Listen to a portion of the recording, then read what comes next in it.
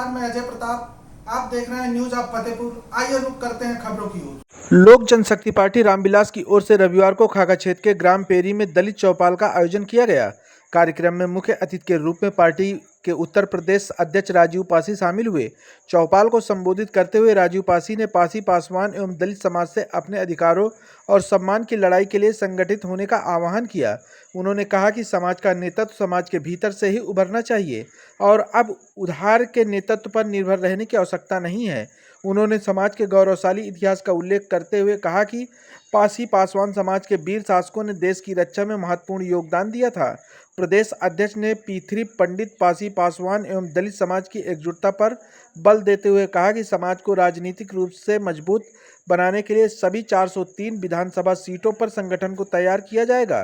गठबंधन के सवाल पर उन्होंने कहा कि अंतिम निर्णय पार्टी के राष्ट्रीय अध्यक्ष चिराग पासवान के नेतृत्व में होगा, लेकिन संगठन विस्तार और चुनाव तैयारी का अभियान पूरे प्रदेश में जारी रहेगा। कार्यक्रम का आयोजन जिला अध्यक्ष राजू पासवान ने किया। इस अवसर पर प्रदेश सचिव रामविलास पासी, कमलाकांत तिवारी, कमलेश मिश्रा, रमेश पासवान, हुसैनगंज विधानसभा अध्यक्ष शिव बहादुर पासी, आजाद पासी, सतीश पासी, अरुण अवस्थी सहित अनेक पदाधिकारी और कार्यकर्ता उपस्थित रहे। रिपोर्ट प्रवीण कुमार के साथ। लोक जनशक्ति पार्टी पूरे उत्तर प्रदेश में दलित चौपाल का आयोजन कर रही है। 18 जून को एक कौशाम्बी जनपद से दलित चौपाल का अभियान शुरू हुआ और अपने नेताजी के किए गए कार्यों को लेकर लोक जनशक्ति पार्टी दलित चौपाल के माध्यम से गांव-गांव, घर-घर जा रही है और लोक जनशक्ति पार्टी मजबूती से उत्तर प्रदेश में 403 के विधानसभा चुनाव लड़ने जा रहे हैं और आने वाला समय लोक जनशक्ति पार्टी 2027 में लोक जनशक्ति पार्टी का होगा। लोक जनशक्ति पार्टी केवल वोट के लिए ही जनता के सामने जाती है क्या? आपने बहुत सही सवाल किया कि लोक जनशक्ति पार्टी केवल जनता के वोट के लिए। आपने एकदम सही सवाल किया। मैं आपसे पूछना चाहता हूं कि आप मेरा फेसबुक और टीवी चैनल के माध्यम से देखते होंगे कि उत्तर प्रदेश में जो ये सपा के गुंडों द्वारा खुलेआम पासी समाज को दिन में सीने पे गोली मारा जाता है, अगर उस परिवार को कोई आंसू पोंछने का काम करता है तो राजीव पासवान उस परिवार का आंसू पोंछने का काम करता है। लोक जनशक्ति पार्टी उस परिवार का आंसू पोंछने का काम करती है। आपने देखा था कि हिमांशु पासी की हत्या सपा के गुंडों ने दिन में 11 बजे गोली मारा। उस परिवार को अगर सबसे पहले पहुंचने का काम किया तो लोक जनशक्ति पार्टी राजीव पासी ने उस परिवार को आंसू पोंछने का काम किया।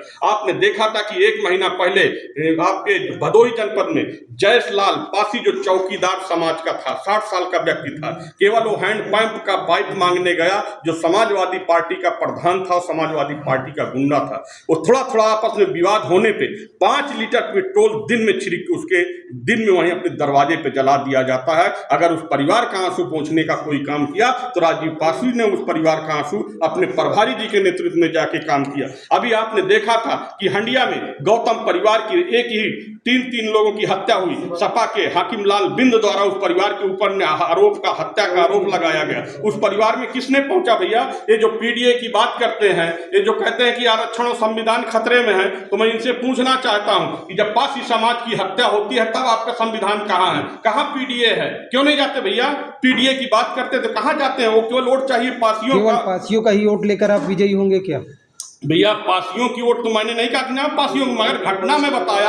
और जहां पे वहां गौतम परिवार की हत्या हुई, अभी गुप्ता परिवार के सपा के गुंडों द्वारा हत्या किया, तो मैंने गुप्ता परिवार के भी साथ संवेदना की। मेरी पार्टी उनके साथ भी गई, उनकी भी आर्थिक मदद किया। अगर 10% आरक्षण की बात हुई तो सबसे पहले अगर ब्राह्मणों को 10% आरक्षण की बात हुई तो लोक जनशक्ति पार्टी, हमारे नेता सरदेव पासवान जी ने 10% आरक्षण की बात की थी। उसके पहले किसी ने बात नहीं किया।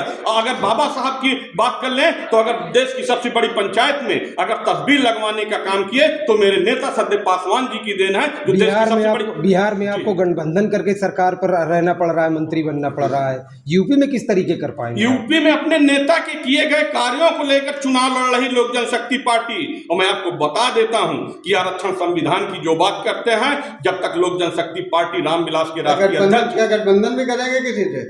लोक जनशक्ति पार्टी के राष्ट्रीय अध्यक्ष माननीय चिराग पासवान जी जब तक हैं, कोई माई का लाल धरती पे पैदा नहीं किया आरक्षण संविधान को छू ले। जहां तक आपने गठबंधन की बात की, क्या लगता है पिता के कद पर है कि पिता के कद से नीचे है अभी?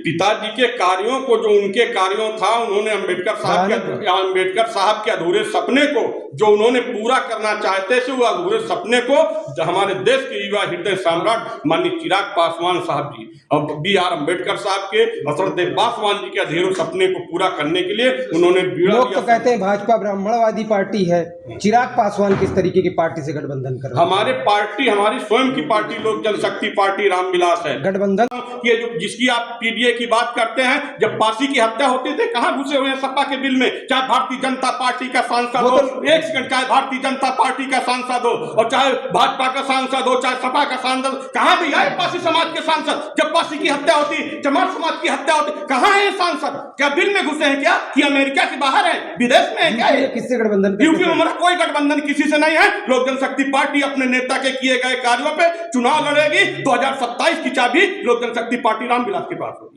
क्या नाम है आपका? राजीव पासी, प्रदेश अध्यक्ष लोक जनशक्ति पार्टी रामविलास।